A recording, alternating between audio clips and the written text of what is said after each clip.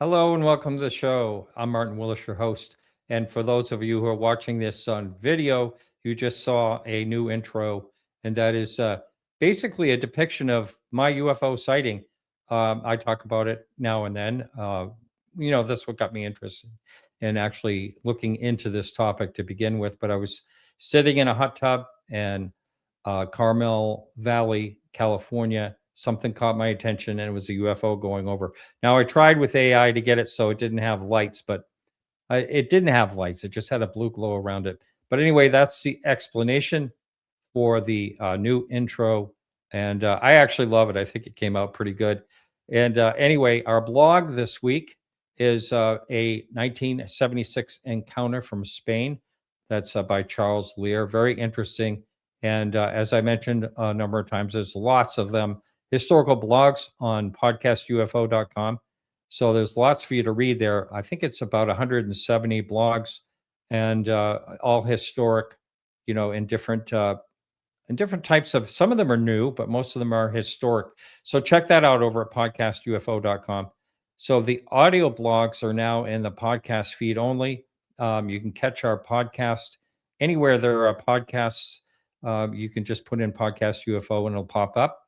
Also, if you would like to have an ad-free experience for only $2 or more a month, you go to our website and you'll see the Patreon link. And that's a pretty easy thing to set up. It has setup instructions with that. Our guest tonight, someone contacted me a while ago and said that there were two brothers, one of them being a retired police officer that had family abductions for many generations, or a few generations, many decades, I should say. So, and by the way, next Tuesday, we have Mary Ann Robb and Dave Rich, both retired police officers. They're on a Tuesday evening. And then next Thursday evening, as it looks, he's always a little tricky to book, but it looks like we have James Fox for next Thursday. So that's Thursday at 8 p.m. So without further ado, I'm bringing in the two brothers, Upper State New York right now. Hello, guys. Welcome. Hi, Martin. How are you? Pleasure to be here. I'm Chris. I'm Sean. Yeah. And Chris, I understand you almost relate because you have a lot of snow and ice up there, huh? It's kind of like if you've ever seen The Empire Strikes Back. Driving like that? We're on Hoth till like May.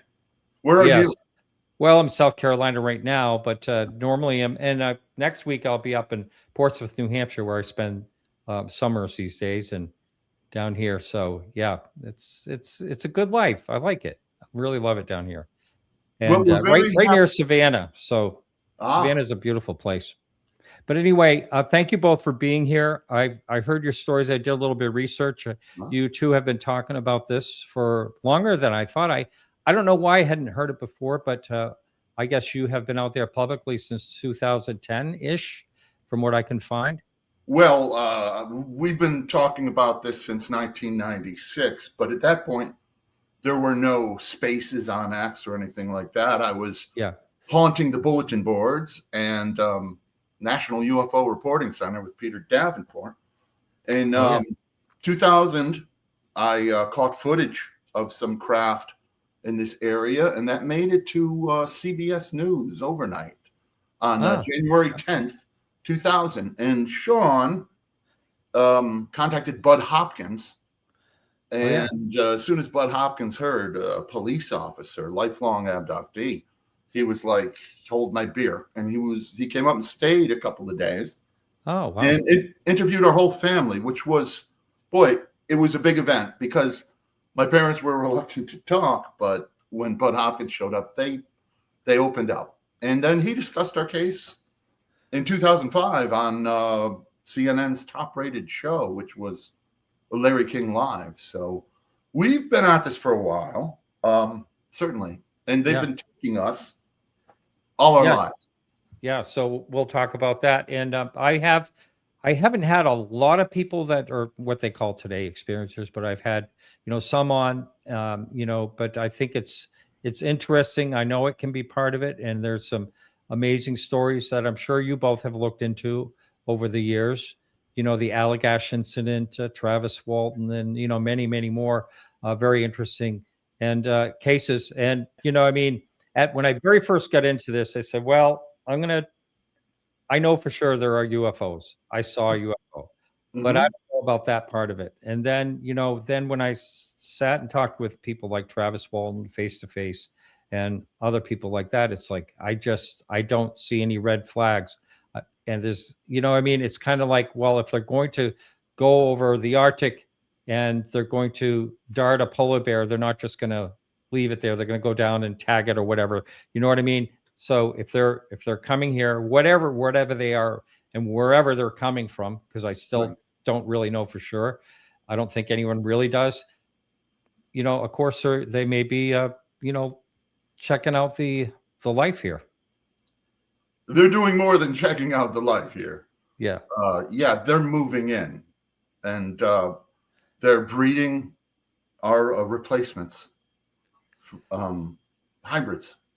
I've been introduced to a hybrid son. Sean had a similar experience. I mean, they're very tight-lipped. They don't tell you where they're coming from. You're not going to get that from them. In fact, they showed up 80 years ago, uninvited, unwelcome, and started operating in complete secrecy, never speaking a word to humans, the American public, about what they're doing. And then they started abducting people. And Sean said, they're so secretive, they don't even want abductees to know they're being abducted, right? Yeah. I mean, not only do they not want other people to know, they don't even want the abductees to know. And they're very good at what they do. There's no doubt about it. And if it weren't for them making a big mistake, we wouldn't have remembered what had happened to us throughout our lives. So, Sean, I got to ask you, you were obviously a working police officer during the time where when you were talking about this. And has that caused you any problem? Actually, I did not use my name until after I retired. Like when Bud Hopkins was on CNN, he just mentioned police officer. He didn't use my name, but he described our account vividly. So he referred to it as an important case. You don't get a lot of career law enforcement officials speaking openly about a lifetime of abductions by the Greys. And it was, I think it was the abduction that happened in the daytime that was witnessed by the family that also drew his attention. All right. Well, I don't know if you want to dive into that or anyone in particular, or the very first, chronological situation in your family. Do you want to talk about that? Your mother was out walking a dog. Do I have that right? Or did I hear part of that? That's the earliest we know. There was an incident. My mother was 12 and she was walking the family dog, living with, of course, my grandparents. And it was a bright sunny day and she was only a few blocks from the house. But all of a sudden, a shadow fell over the street. And the shadow had like 3 points. It was covering the street and a little bit went on the lawns on either side of the suburban street. And she looked up and there was a gray metallic triangle over her head. She said it was close enough that if she had a ladder, she could have touched it. And it was at first we didn't really care, because even though we were being abducted since the beginning, they make it so you can't recall. They cover those memories until they come back. And the way we know about this incident was our grandparents, right? Yeah. Our grandparents would whenever there was a UFO story on the news in the 70s, right? We were kids. And our grandparents would say, oh, it's just like that time with Rose. Your mother, she was walking the dog, and they would tell us again and again the story. And we're like, yeah, okay, whatever, Grandpa. We weren't really interested. But yeah, she looked up and she couldn't understand how it could be silent and hovering with she said there was no air displacement, no hum, no sounds it was just right above her. And she looked up at it, and there was a black rectangle in the center, which she thought was an open hatch because she looked into it and it was just black. And then the next thing she remembers, it was night. It wasn't afternoon anymore. And she was in the same spot. The dog was gone. And she started walking home, not knowing what happened. And my grandparents, they freaked out when the dog came home before her. Before that, they thought she was with friends, something like that. And when the dog came home alone, they hopped in the car and they were going to search the neighborhood for her. And she came walking up the driveway. And so that's where it all started for us. The only reason Sean and I are, abductees is because we're mom's kids. Whatever they look for, mom had it. So, and let me ask you this. Oftentimes when people talk about, by the way, I've been adjusting the screen just because we run 2 different streams. One of them is for people using their smartphone, and I can't make it work with you two, side by side, unfortunately for those, so they can just hear your voice basically. But so a lot of times people will say that they're abducted up until a certain age and then it stops. Is that what happened to your mother? They continued to take her for years and years. Sean, they took her with Sean many years, right? Yeah. I mean, I don't know when her last abduction would have been, but it was at least through my teens with her and my father as well. I know I was taken with them. And for me, I mean, I was taken as recently as a couple of years ago. And what about you? He has 50 years of abductions. Me, my abductions went from 1966 to, I moved away around 1990 to Albany. And I think they stopped about then, 89, 90. But then in 96, they showed up over the backyard. Their ship was materializing. It was coming through some hole in the sky. It was a bright sunny day. It was 6 p.m. And what they were doing is they were bringing Sean back from an abduction. You worked overnights, right? Yeah, I worked the midnight shift at the police department. And that day, like every other, that day I might have worked over, so I got to sleep late. And so it was probably noon or so when I went to bed. So day. Yeah, and Sean's their favorite, okay? But so if they had to take him after noon, and then here it is 6, and there was family in the backyard. We were all invited to a barbecue and hang out by the pool in my parents' backyard. Sean was still living there. He had just started as a cop, right? And he was saving up for a home.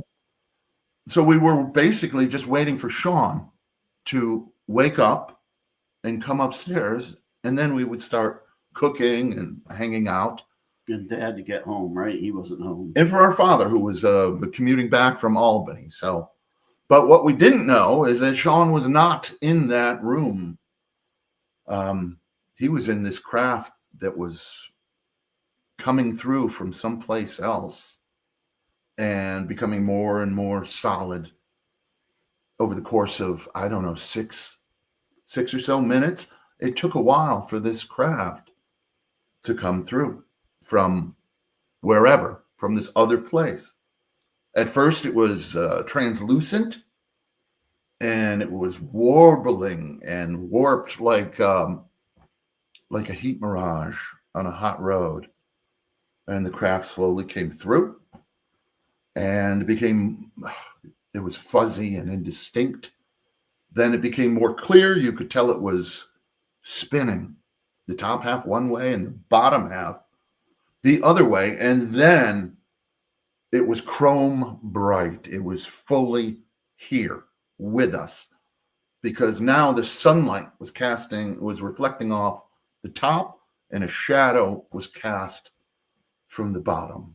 And Sean was in that craft. I mean, he didn't know it at the time. No, I didn't know. In fact, they do such a good job of covering your memories. Yeah. I didn't know. I'm sorry, I'm going to have to, for the other stream to work, the people are complaining they can't see it, but you can kind of get a little closer together. We can make this work. Your brothers, for goodness sake. It's no problem. And I'll just lean over his shoulder like this. Yeah. That's right. I am the Will Ferrell. No, go ahead and sit down, Sean. That's okay. So, well, this is the way we are when we just hang out. Okay. We watch movies like this. We're all right. Hey, so let's see, Sean, I want to ask you, so you're an officer. This is happening to you while you're a police officer. And so do you think, is there communication? Was there, I mean, I'm just wondering what the dynamics of that situation. And also, after you retired, you decided to talk about it. Have any of your former friends in the officers find out about this situation, and have you heard from them and talked to them about this? No, I don't really keep in touch with any of them. However, there were other officers there who they didn't witness anything with me, but there's a couple of cops who have very good photographs of UFOs. There's another one who saw one in a nearby town with his friends when they were out one night. Is that the one where they were hovering over a hydroelectric dam? Yeah. And sucking up energy? According to them. Yeah. Right? And then there was, I know there was a report on the other side of town. Somebody reported a UFO landing in their backyard. I do know that. And there was actually a crop circle. Crop circle, long time ago, well before, when we were kids, right here in the city. I was maybe 30 when the crop circle was. Okay, all right. So it was early 90s, but and there was so it was not a thing you go into the station with. And Sean, I feel like you should sit down. I'll just, this is fine. Should I squat or? No, you guys are fine. And sideways. That's just fine, just like this. This works great. So, I don't want to see him standing up the whole time. But anyway, and Chris, you're an artist. You do comedy. You're a comedy writer and stand up and all that. So what about your life? And does this ever fall into, people finding out, hey, in some type of way, you're also, I love your art, but also I'm hearing these things about you being abducted. Anything like that happen? Anything like what? Anything like people like clients that buy your artwork or anything like that. Do they know this side of you? Oh, up until the Pentagon disclosures, if you mention aliens, they start filling out the mental health unit papers for you. I didn't care. I'm well certain of what happened, and I picked many fights, but it's not the sort of thing I tried to work into my careers. People tell me, why don't you put it in your comedy act? Because it's not comedy. Because it's not even funny. It is deadly serious. So I really can't do that. But a lot of comedy is based through pain. I have a good friend that's Paul Gilmartin is, a well-known comedian, and he uses, there's I guess I should say comedy is, a lot of it is spurred from pain. So, that's how we deal with things. Okay. And I'm glad it's working for him, but I'm not really concerned with my trauma or pain or any of that. There was really not much of it. They're very good at controlling your emotions during abductions. You're sedated largely. But what I am concerned with is vengeance. With sounding an alarm, we are Paul Revere, okay? This is life and death. And after 80 years, you think people would be able to start to piece it together. They're here not to help, but to help themselves. And they've told me to my face that they are moving in. And what the tall grays have said to me was, soon we will all live here together and everyone will know his place. Guess where our place is? Exactly where it is with them now. You are zombified slaves. Well, you know, a lot of people are going to have a hard time with this. And I know there's no way that you can show us proof of anything. Listen, I owe nobody proof, okay? People are lucky that we are speaking the truth about what is going on. They can take it or leave it. They can dismiss us both at your own peril. But it's my duty, it's my responsibility, after having gone through all of this, to tell people what's happening, and it's not good. So take it or leave it. I don't know anybody proof. It's funny how all your friends, if you ever talk to them about it, they start demanding proof. Prove it to me. Prove it to my satisfaction. And I'm like, dude, you work for Uber Eats. When did you become judge? When did I go on trial? I'm telling you, you're welcome. Do with it whatever you want. That's a thing that came about in the 50s when, if people reported a flying saucer, everyone demanded proof. Where's your proof? Get your proof out here. Show it to me. And to my level of satisfaction, too, not, convincing evidence. Which is what, by the way, CBS News. In the old days, they wanted an ashtray from abductees. Did you get an ashtray off the UFO? That's how long we've been doing this, right? They used to say, oh, all you got to do is grab an ashtray to prove it. Because we all know how big smokers these aliens are. Yeah, Gray's big Territon smokers. So that's what they used to, what they yelled through the 80s, I would say, probably. And it's not really hard to piece it together. I mean, my God, they've shown up here and acted in secrecy.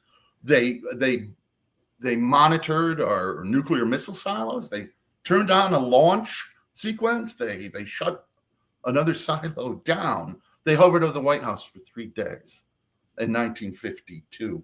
These are all before me. People should know this. And then when the abduction reports started piling up, start taking people seriously. That's all you have to do. What do you think they're here for? I hear a lot of, I don't want to dominate this conversation, but yeah. And it's one thing, the way we look at it, for a skeptic who doesn't even believe UFOs are here, but it's hard for me to see eye to eye with somebody who understands that these are alien beings and that they're here, but yet don't understand that abductions are actually happening.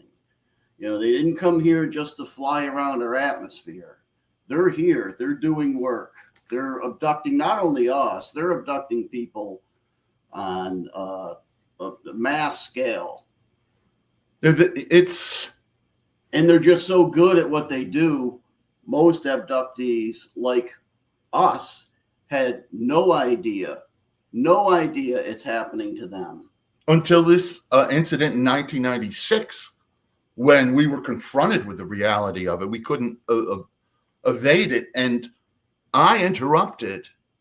I went and grabbed Sean before they could put him back to sleep. Okay, let's talk about that whole situation. You're at the barbecue and you're thinking he's upstairs. So why don't you just recount that whole story? Sure. At this point, Sean hasn't really entered the story, but it's important to hear it from both of us. Go ahead. There's very little of that. We're at the barbecue. I was not even looking. For some reason, I picked up a newspaper and I was holding it blocking the sky. Why would I do that? I hate that newspaper. Because they influenced me to do that. And it was my mom who said, there's that UFO you wanted to see, to me, because it's never out of our conversations. And I thought she was busting my balls. I didn't look up from the newspaper. Then my aunt, who was there, said, wait a minute, what is that? And my mom said, I don't know. And I'm like, okay, they're going to all this effort for me to, to prank me. Great. I lower the paper and I'm like, okay, and that's as far as my sentence got, because this craft was all kinds of crazy energy influencing it. And it was just slowly coming into our world. And I didn't know what it was. I thought they'd been taking me since the Johnson administration. All right. 100 times plus.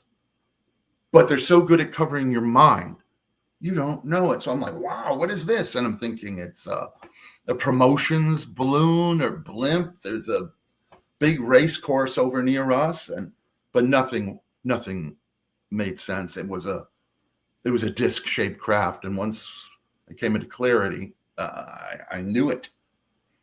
And then it lit up like a road flare, points of light coming off it like needles of light, pink, orange, gold color to it. And at the moment I was thinking, thank God I saw it before it lit up. I'd have no idea what this was, but it was getting scary. The rest of the family, they were still in a trance. They were standing, looking up, mouths agape, shoulder to shoulder, and nobody, including me, spoke a word since when I said, okay, and lowered the paper. But I was getting my senses back, my sense. And I was scared. I was angry that they would show up over our house. And I knew we needed to get Sean, because Sean has guns.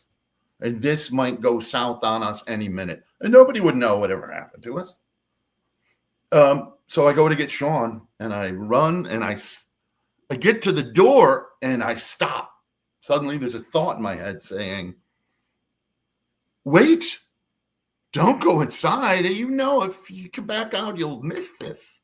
This is your chance to see something like this. Don't go inside. And for maybe 40 seconds, it slowed me down. I stopped, but my instincts were coming back. My sense of that we were in serious danger. And I looked at my mom, my aunt, my cousin, everyone who was there in a trance, and all women and kids. So I said, we got to get the other man. We got to get Sean. And I pushed past their thought to make me stop. And I ran down. Sean was in the basement apartment, the lower level. It's great. There's curtains so he can sleep, and it's dark. I ran down 4 steps at a time, and I get to his door, and I'm going to throw it open and say, Sean, get up. There's a flying saucer outside. There's a UFO. Get your gun, get up. But a thought in my head as I touched the door said, don't open the door. You will startle him. And Sean has a gun, and he could shoot you. Don't open the door. And a part of my head said, oh boy, I hadn't thought of that. Okay. So instead I pound on the door. Bum, bum, bum, bum, bum, bum. My fist, my forearm. It was almost breaking it. Sean, get up. There's a UFO outside. Get up. And I run back upstairs to see if it's still there. And then Sean can take over with this. Sure. All right. Well, for me, it starts. First thing I remember, I don't remember being taken. I have no idea where we went. But first thing I remember is being in the air, looking down at my family by the pool. And I didn't feel like I was out of place. I wasn't scared. I wasn't nervous. I didn't wonder what I was doing there. I saw my family by the pool. I got excited. I wanted to go swimming with them. So I audibilized, can I go swimming? And, at that point, I didn't even see who I was on the craft with.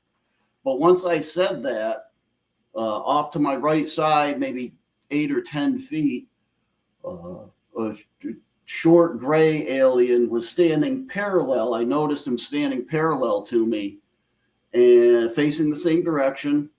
And he leaned forward and he tilted his head to look at me. And he says, "We're taking you to bed. You can get up and go swimming." And he even emphasized the word up. So that's when I noticed, because I was looking in his direction, I noticed right behind me, there were two taller gray aliens. And they were standing directly behind each shoulder. There was one right here behind my right shoulder and one behind my left shoulder. And when I looked at him, I got no response out of him. He was basically motionless, and I was really close eye to eye with him. And with the ship, when I said I saw my family outside, it wasn't as if I was looking out a window or anything. It's as if the side of the craft wasn't even there from the inside. I could just see the outdoors. What about where you were standing? Could you look down at your feet? But I can't tell you exactly what the floor looked like.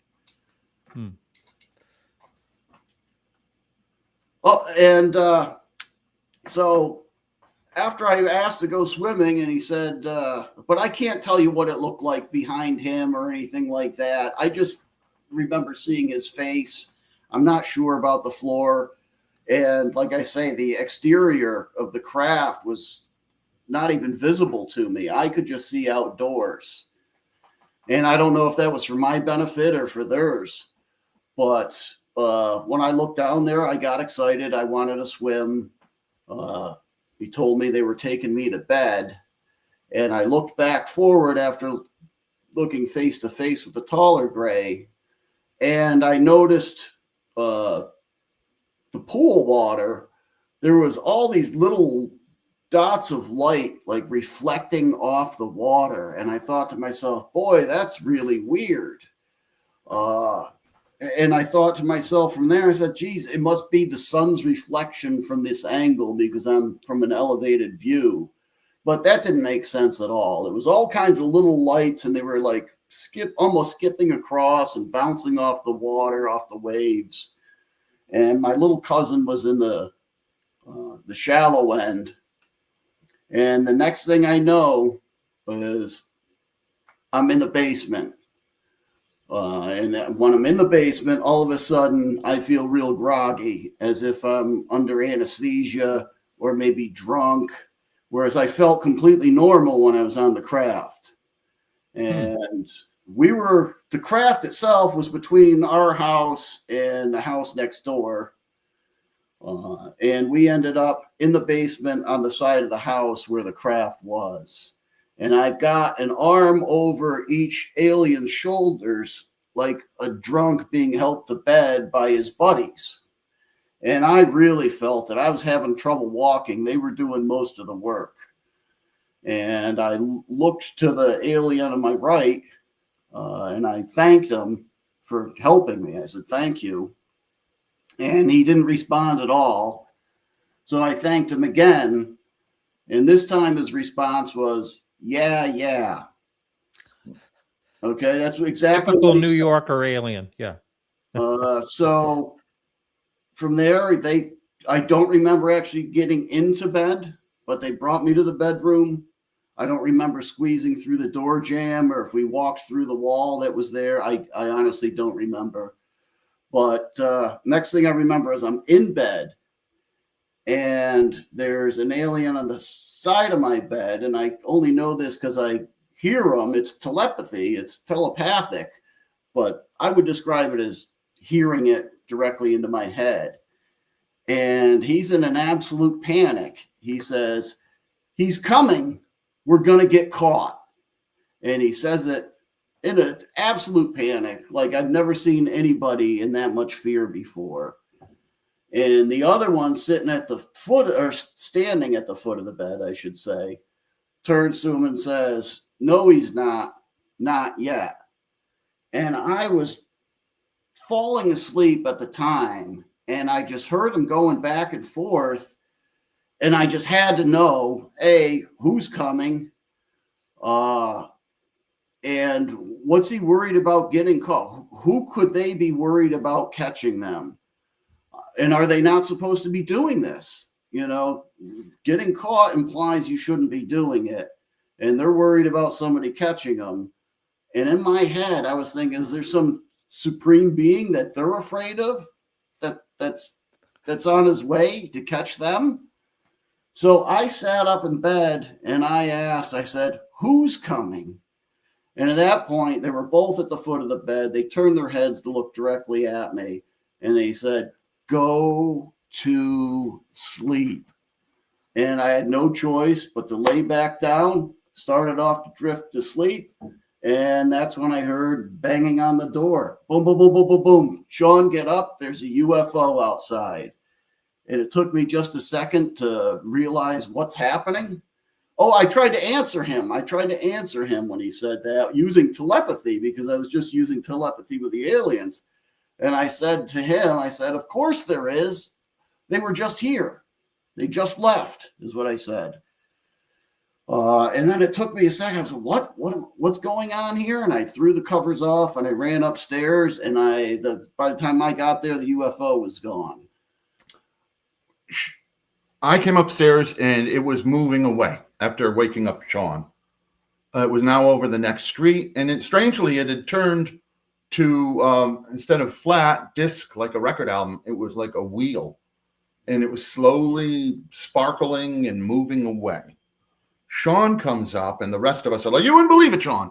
This is a flying saucer. It was right here. It was unbelievable. I didn't know it was real. Is this real? And Sean was wincing in pain. I'm looking at him and he was struggling like in a prison movie where the guy's in the hot box for a month and they take him out and the daylight is too much. And I thought, oh man, we really woke him up harshly there. And he's listening to it all. And I tell Sean, let's get in your convertible and let's go that way. It's heading east. Let's get on 29, see if we can catch it. Because I really wanted Sean to see it. So I was in pain when I came upstairs. It felt like it was extraordinarily bright to be up there. And it felt like I shouldn't have been awake yet. I still felt a little bit groggy. And I'm standing there and I'm wrestling with the realization of what just happened, because I remembered it all from the point of being up in the air there looking down at the family. But not only that, all the other memories came back to me of my youth and childhood and memories with my family being taken as well. You mean instantaneously?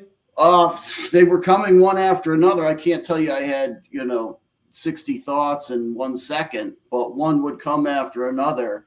And I don't know if they all showed up that day, but there were a lot of them coming back to me right away. So we're in the car and we're driving towards it and I'm going on and on about it. And Sean finally tells what's happening. And he said, yes, of course, they were bringing me back. They were just here. And I thought, I was abducted before Travis Walton, before Whitley Strieber. I go way back, but they did such a job on my mind of covering the memories that what I said to Sean was, oh no, Sean, we're not talking about an alien abduction. I'm just talking about there was a flying saucer over the house for 10 minutes. I couldn't make the connection right there. And I was a little worried. I was a little worried for him. And he was adamant. And he said to me, they've taken you too, a lot. And I got condescending. I said, oh, come on, Sean. I think if I was taken in a spaceship by aliens, I would remember it. And Sean said, we're driving the car, looking for it. It had veered off. Yeah, so I say, don't you remember the time Mom screamed, they're back. Why do they have to come back?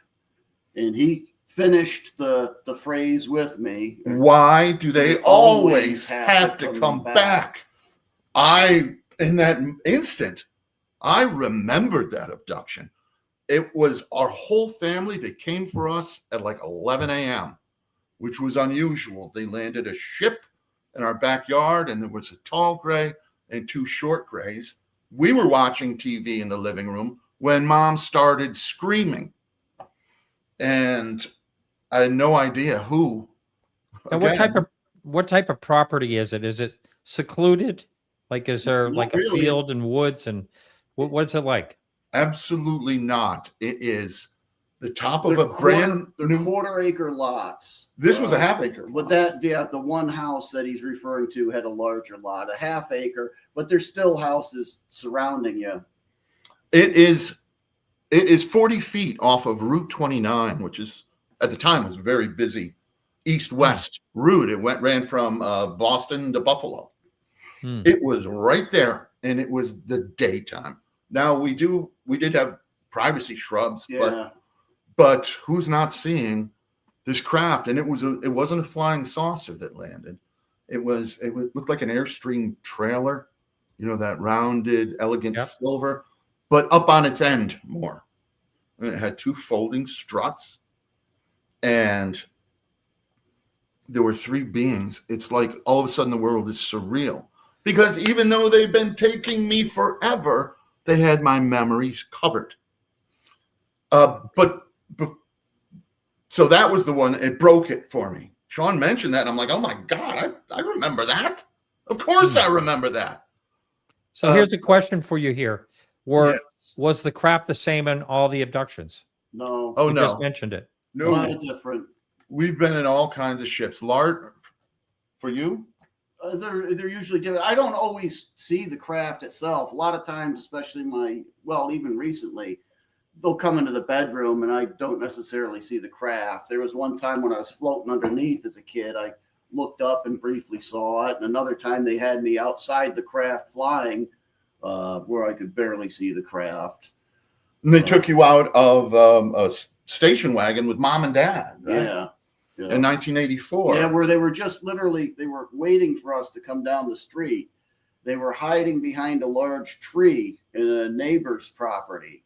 And as soon as our car went by, the lights went on, and it's like a Ferris wheel. It started turning, coming down the street at us. And Dad saw it first? Yeah.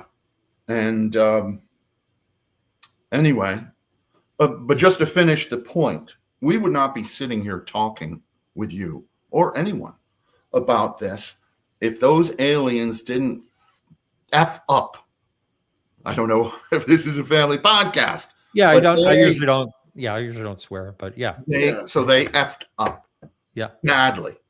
And what happened was I got Sean before his memories were covered. So Sean remembers everything. Before I went back to sleep. I strongly believe if I had gone back to sleep. So it sounds like. If I had woken up an hour or two later, I never would have remembered that this had happened. But all right. Also, go ahead. As a child, I did remember what was happening to me. Yeah. Like I made a deal with them early on. I didn't like the paralyzation. I called it freezing as a kid. And when they would come, I asked them, would you not freeze me anymore? And they said, so long as you do as you're told, we won't do it anymore. And they lived up to that deal, at least up until recently. But I would greet them when they came. I would be excited as a kid. There were times where I was petrified. Yeah. But, Well, I have to say, one of the things I've said on this show a number of times over the years, like, if this was happening to me, I don't know how I could function in life. I'm sure it affects a lot of people negatively. I'm sure it does. Whether people have substance abuse issues or they end up in prison, I would agree with you. I bet a lot of people have trouble dealing with it. I asked them as a kid, why do you always make me forget? And what the tall gray said was, we want you to live a normal life. And that would not be possible if we let you remember. And I got the feeling it was kind of bullshitting too. Sorry about that. Because I was thinking in my mind after he said that, Yeah. Plus, I can't run to the cops the next morning, or the state police, or the National Guard. If every abductee woke up the next day and remembered, they would not be able to get away with any of this. It would cause it would be a national crisis, of course, which it is. For these people that you mentioned who might have a hard time getting used to the idea that it's negative or considering it, all you have to do is look at abductions. Every abduction is a series of felonies that would land any of us in prison forever. How about home invasion? Yeah. How about kidnapping children? I heard another police officer that I had on my show basically say exactly the same thing. It's true. Yeah. If your neighbor did this to your child, you'd be outraged. If an alien does it, they kind of roll their eyes. Yeah. They're like, oh, well, maybe they just don't know better. Can't really arrest them. Yeah. It's not going to Yeah. And let's not stop there. Human trafficking into space, for God's sakes. Unwanted surgeries that you know nothing about. And then it gets really bad. Sexual abuse, forced reproduction, forced hybridization. These things don't like us. Just because they're abducting us doesn't mean they're your friend. In fact, the record is quite clear that what they're doing is for their own advantage. However, and so why? Because they're taking the planet. It's very simple. They're Columbus. We're the Indians. This is not a metaphysical species that's all about spirituality. They're about territory and resources. Just like the sad thing about this alien contact is that the rules out there are the same as the rules down here. The strong take from the weak and they do what they want with them. This is not a friendly visit. This is, they've told me they're moving in and we will know our place. But why here? There must be so many other planets that are occupied by intelligent life. Well, you take a look at Neptune or Pluto, where it rains glass and needles, okay? And nothing solid can live. And you take a look at Earth with the Riviera and the Mediterranean and the breadbasket and the oceans. This is a beautiful planet. I mean, I don't see it is, but there should be many more, many more like this. Yeah, well, you don't know how many they've been to, and I'm not sure what their agenda is. And they have been friendly, at least on an individual basis. When they come and get you, they get you as a kid, they treat you with kid gloves. They want to make sure nothing happens to you. They answered my questions as a child. They would talk to me. They never said, shut up. They always had a response to what I had to say. And if the tall gray got angry, he took it out on the short gray if we were farting around too much. He never yelled at me. There was only one time where I felt they, could have been nicer to me. And that's when they took the skin sample, the scoop mark from me. And do you actually have that scar now? I do, yeah. Now, when you were talking with Bud, did couple of things. Did he, first of all, regress both of you, hypnotically regress or try to? It failed with both of us. For me, it was starting to work. Like I felt the energy going up and down my leg, and what it made me had to do was take a pee. And he warned me and told me to go use the bathroom first, and I didn't. And as soon as I had to, he got frustrated, which made it harder for me to relax. So it didn't work for me. All these memories that I have, and they are fragmented. I don't remember most of what's happened on the ships all these times, but I do remember some of it. But the regression did not work with me. It didn't work with me either. One of the factors was he was doing it at noon at my apartment at the time, which had sheer curtains, light pouring in, heavy traffic in front of my house. And I had two kittens that were meowing and screaming. It did not work. And I'm fine with that because, frankly, I think it would have been a black mark on what we have to say. People would have been like, oh, regressed memories. Yeah, right. What we're telling you is what we remember clearly. So were there any other, have there ever been, you talk about being on the busy route there, 40 feet away from Route 29 or whatever it is. No. Are there other witnesses that have Yes. actually seen the craft or anything? Absolutely. We've had a lot of witnesses. And we have a map. All our abductions were from 15 different locations. The furthest apart they were 2.5 miles. It was in busy parts of Saratoga Springs. That's and there were times there were witnesses, his friends. Yeah, they took me in front of, I don't know, a dozen friends or so. They used mind control on my mother to have her come out of the house and wave me into the house to take me. And as soon as I went in, I went inside, couldn't find my parents, who were always in the living room in specific spots. She literally just walked in the house in front of me, couldn't find either one of them. Came back outside thinking it was a minute later. Half the friends were gone. I asked my butt, where'd they go? And he said, well, you've been inside for 2 hours. And I said, no, I've been inside for like a minute. And he laughed. He says, you've been gone for 2 hours. Well, you should have seen it, because as soon as you went inside, this thing shot up into the sky right above your house. It was like a firework.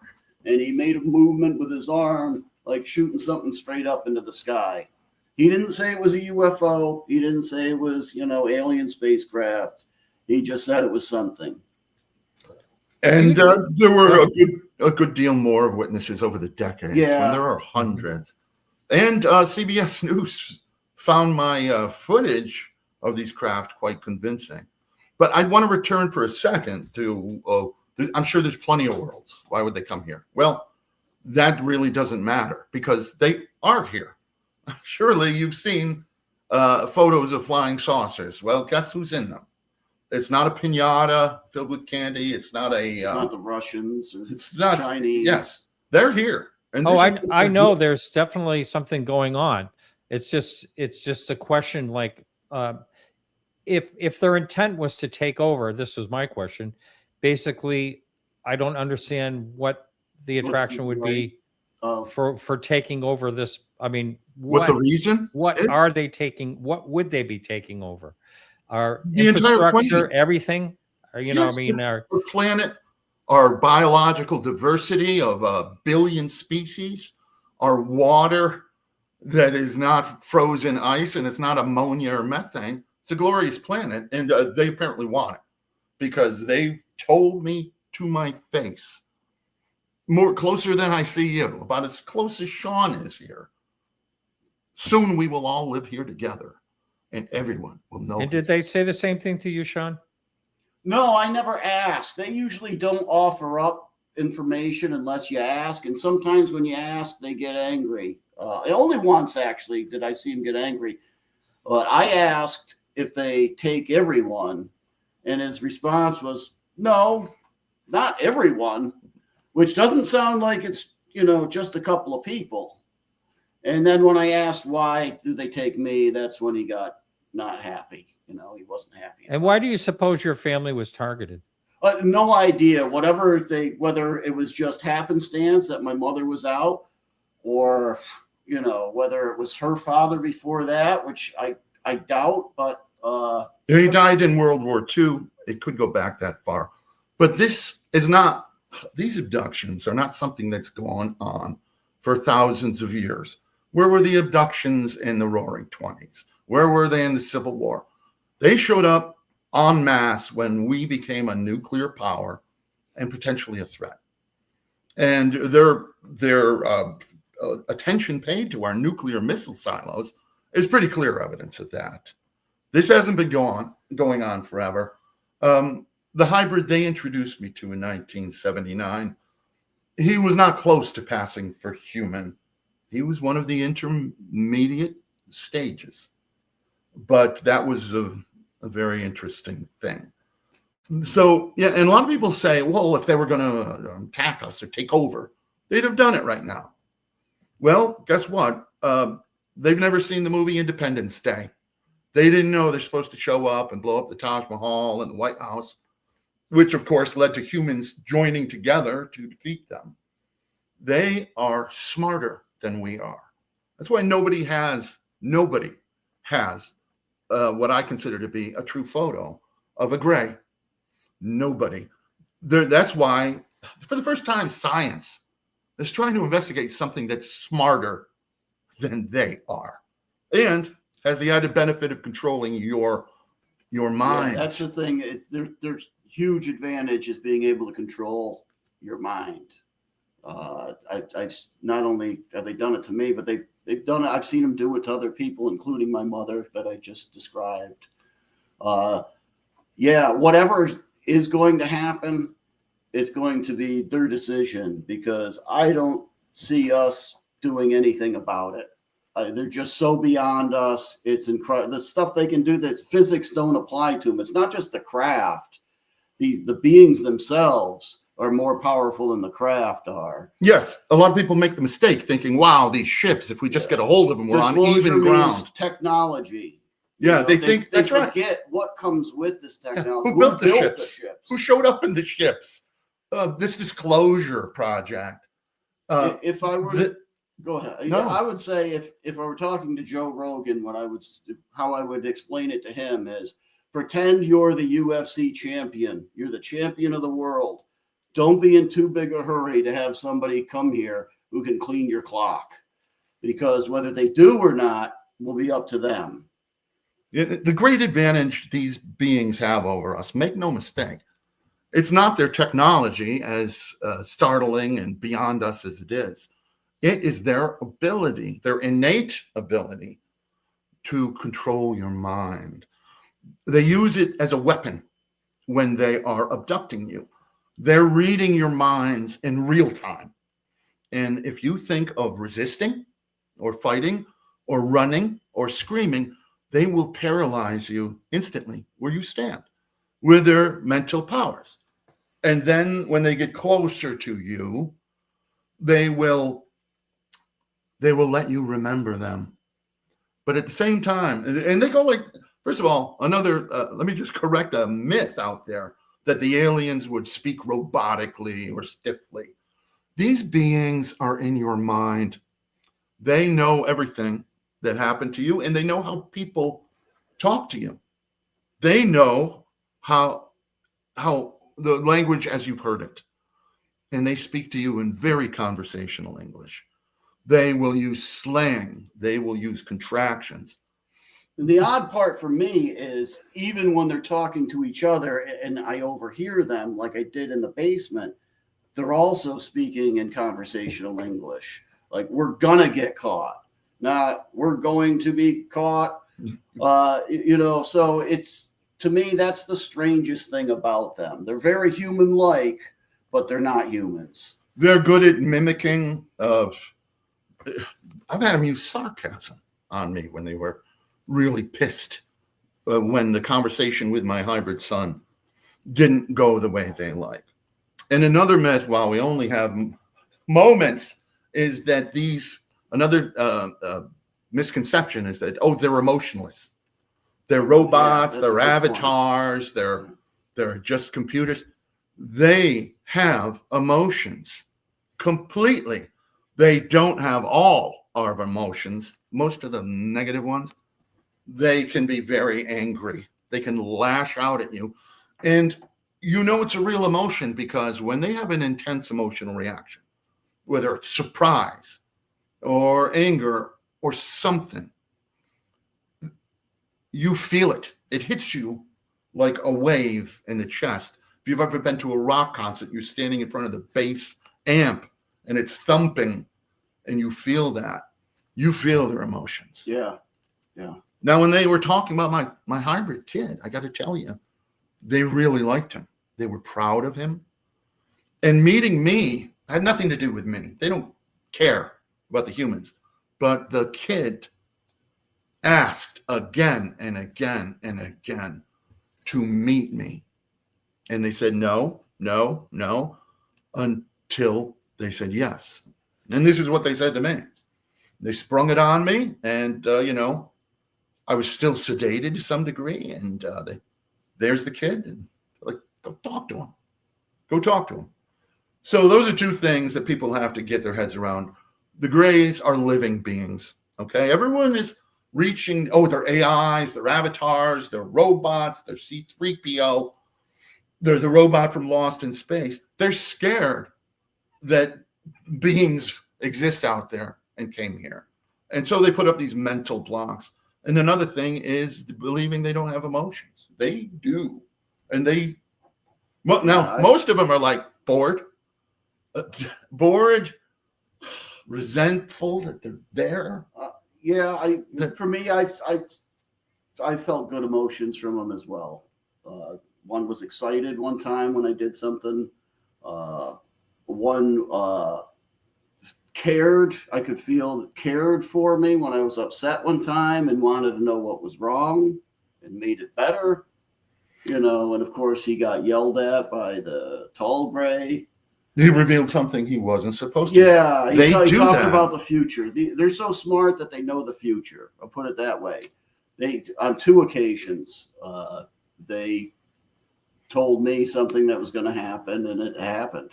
And it was very unlikely. Very unlikely. And it was something they shouldn't have. I have no idea. He should have had no idea what I was even talking about, let alone the future of it. It was cultural. It wasn't the news. Yeah. And yes, they can be very kind, and they can be considerate. Let me just ask. I want to ask a little bit about the hybrids. First of all, where are they? You said first of all that they're kind of they don't look well so far. No. In 1979 they did not. All right. But where are these hybrids? I mean, what are they doing with them? And first of all, my number one question is, what type of problems would hybrids solve for them, since you have communication with them? Well, if you read Dr. David Jacobs, who is I never recommend researchers, even though we work with Bud Hopkins. I like what Carla Turner had to say, but that was a very long time ago. Dr. David Jacobs is absolutely right. I have never read anybody who had it close to right. And from the abductees that he has talked to in the last 5-10 years, they are now at the stage where they pass completely for human visually, but they're still aliens on the inside with all the hive mind, with all the minds linked, and with all the powers to control.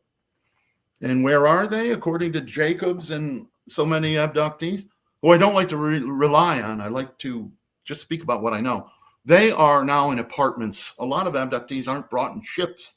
They're brought to the apartments where these human-looking hybrids are living. I remember David talking about that. Yeah. Yeah. So that's the benefit is they're hiding in plain sight. If 20 of your neighbors are hybrids, you don't know it. Why is human DNA necessary? Ask them. Yeah. Ask them. Some of this. You're the one who's communicating with them. Yeah. Well, guess what? They don't take you and say, listen, here's why human DNAs. But you're asking them other things. You've talked to them about other things. I'm just saying, why, what do they explain to you on why they're doing this? Why are they doing that? I don't get it.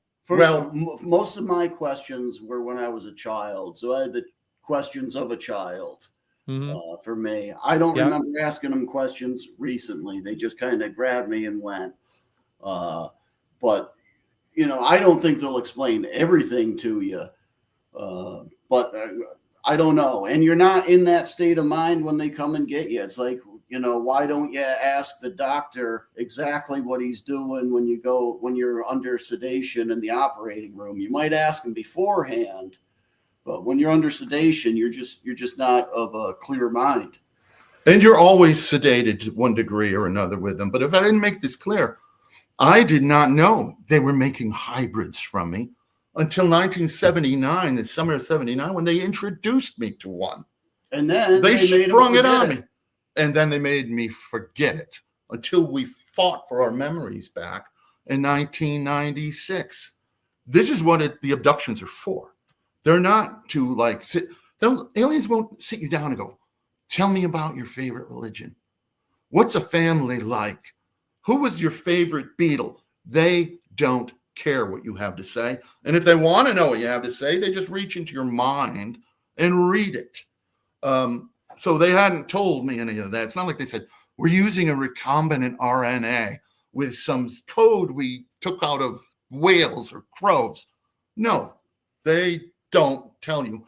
And they never trust anybody who will tell you they know what the name of the race is, or what planet they come from, or how their ships work, because they don't give out evidence. They know that this is a war, and we should know it. And we are losing badly, by the way. After 80 years, they've already got our replacements out there in society, and they're hiding it in place. And they're winning this war without ever firing a single shot. They're winning this war with even UFO experts scratching their heads, wondering what's going on. What about the government? It doesn't. First of all, what's your opinion, Sean? Well, my opinion is the government's handling it the correct way.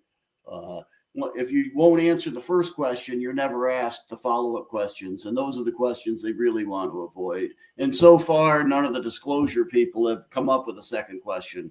It's, are these UFOs real, basically? And once they say yes, I'm sure somebody might think of a follow-up question. Mm-hmm. And guess what? They're probably not going to like the answer to the follow-up questions, because it's either going to be, we don't know, or it's not great news. So yes. I'm sure they're well aware that people are being abducted. I'm sure they're, they have information that we don't, perhaps. I don't know. But I think they're handling it correctly. If any of the politicians know, they're using plausible deniability. They probably don't know. This is definitely a military a military operation. They're the right ones to be handling it. The Greys, there's a hierarchy, a rank: short gray, tall gray, Mantis. And the Mantis, no goddamn good, threatened to kill my dog and my parents because I saw him. So they're all working together? No, they're working the short grays are the bottom of the totem pole. They're not together. They're not equals. The tall grays are above them, and the Mantis, because I was there, are above the tall grays. And the tall grays couldn't disobey them, but they tried their best to save me from this vengeful, angry Mantis. And I'm here. I'm here. I never saw a Mantis myself, but I do know the shorter grays are intimidated by the taller gray. It's not just, he's got rank on me, so he barks the orders. I mean, he really lets them know he's a boss you wouldn't want to work for. We'll put it that way. He's a real whip cracker. I've seen him petrified of the tall grays, of disappointing, of failing. And so people who think, let me disillusion a whole bunch of people right here, people who think they're going to raise us up to be equals, have to realize that they are not equals. Yeah, they don't even treat themselves like equals. They are very rigid hierarchy, military. I did say 1 hour is not going to cover what we know. We haven't even talked about the time we went to an underground facility with over 300 abductees. We haven't talked in detail about our hybrids. Well, we'll leave people hanging if we need to. Yeah. And just one last thing here. Over the years, have you ever found other people that claim they have very similar, experiences to yourselves? Oh, absolutely. There are many. We are legion. All right. There are many. And I open spaces, welcome people in to talk about it. And every week someone comes in and he goes, nobody believes me about this, but they did this or they were wearing that. And I go, absolutely. Nothing makes me happier than confirmation of details that I am the only one I've ever heard talk about, that Sean is the only one he's talked about. And another thing we're going to have to get into at some point is they had Sean perform acts of telekinesis. And they were very pleased with his success. And Sean aimed his gun at a cop once. Or, I mean, when he was a cop. Yeah. Don't aim your guns at cops. That's no. An alien was attempting to abduct him on aliens during your shift, right? And do you think, like, just say you shot the alien, do you think they're biological like us and you would kill, it would die? I mean, is sure, that would be a guess, right? At least allegedly they've died in crashes, so I would assume so. Yeah. But I don't know if he would have let me get to that. You know. Do you have a minute? Sean will tell you what happened. And there is go ahead. Yeah. All right. Well, I lived in the city that I worked in, and late at night I would stop home sometimes if it was a quiet night. And I have a circular driveway. I pull up in my circular driveway and I walk towards the front door, and I've got an open courtyard. It doesn't have a roof over a portion of it. And as I'm walking to the front door, I see 3 UFOs fly overhead from the north towards the south. And it's instant panic. You know, you get butterflies in your stomach. You're like, oh no. Okay. And then they keep going, and it's instant relief. You're like, oh, great. They're not here for me. And sure, they're not. So the one on the left side basically just did a U-turn and started coming back towards me. And in a panic, I got terrified again. And I don't know why I was so terrified. I've dealt with them my whole life, but it still can be quite alarming. So I ran for the door, got the door open, but tripped going in. The screen door is hitting me in the feet. I'm flat on my ass inside the doorway, and the craft had come down. I couldn't see it because the courtyard was in the way of the wall, but it was in front of the police car, and there's a tall gray at the end of the courtyard, and I had my gun out in fear and pointed it towards him. And what he said, he kind of made a movement with his arm. He made a gesture. And he said, well, if you're going to be like that. And he turned around and started walking back towards his craft. And he was, what's the word I'm looking for? He was completely offended that I had pointed a gun at him. So I put the gun away. I marched back after him and said, no. And that's all I remember happening. So I'm assuming I was taken after that, but who knows? One last thing, if you would, okay? Yeah. Not everyone, but there are people saying they want to know more about the underground situation, and then we can just wrap it up there if you don't mind. Well, I'd love to tell you, but it's a lengthy. It was a crazy all-day event. I'll speed it up. They took us, and we're in that little craft, that Airstream trailer, and Mom and my brother were completely tranced out, and me, I was in a sedated mood, and they take away things like fear, panic, reason, and all those things that make you who you are, and they turn you into kind of a zombie. But they didn't take away curiosity. I wanted to see what my city looked like from above. I'd never been in a plane at that point. I was 9. So I got out of my seat and I walked up behind them quietly to look out the quote unquote windshield. And one of them turned and screamed at me, "This one's up, put him back." And a wave of anger hits me. Tall gray puts me in my seat. A few minutes later, the craft is stabilized and they're not working on anything. And the other one, who didn't yell at me, swivels his chair around and says, humorously, he's like, "What was your plan? Anyway, what were you doing?" And as if I was like going to take over the ship and put him in headlocks or something. And I said, "I just wanted to see what my city looks like from above." And the gray said, "Oh, okay. Well, we don't go up." I didn't understand him. And he goes, "Well, we go up a little bit, but then we go down." And the angry alien who yelled at me, screamed. They argue with each other a lot.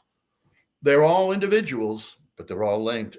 The alien screams at the one who just told me that. Shut up. What are you doing? You can't tell them that. You can't tell them anything.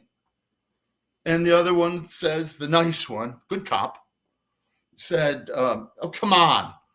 The kid is curious. That's a good thing, right? Besides, he's never going to remember any of this.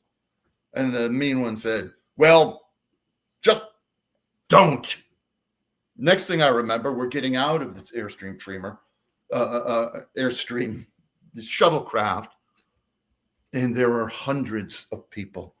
It's like a busy train station. There are lines of people going this way and that way. There are lines of people standing in line, frozen and paralyzed. And I'm completely disoriented. I see mom and my brother getting led this way through a big open area and away from me. I panic. I go after them. I'm cutting through people in trances who are fully grown, and I'm a kid.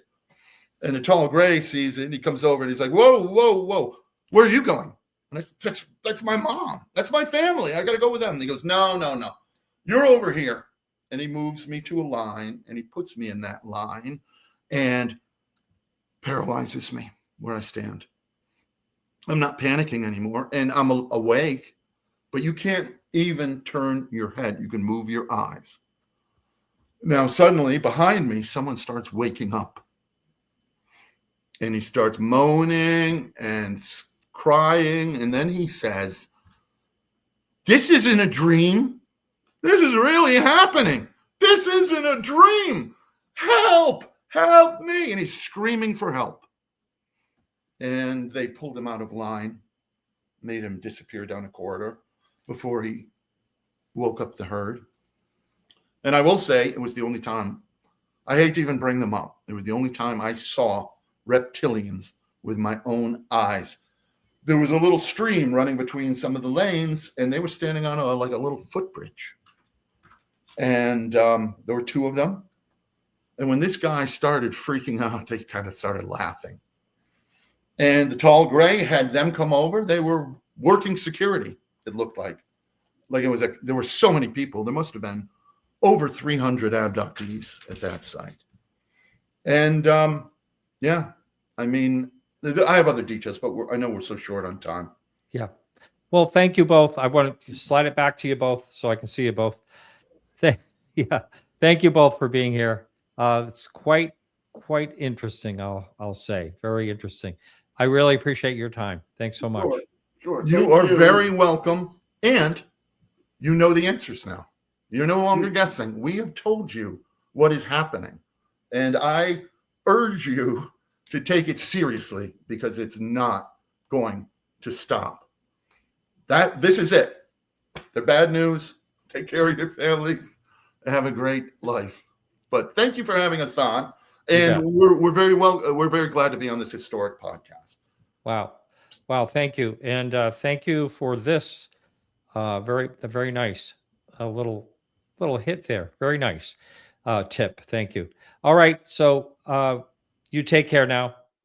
Thank you, everyone. We'll be back next Tuesday night at 9 p.m. And that's with Marianne Robb and Dave Rich. And then the following Thursday, hopefully James Fox will be here. And I do appreciate everyone participating tonight. Thanks so much. And remember to keep your eyes to the sky.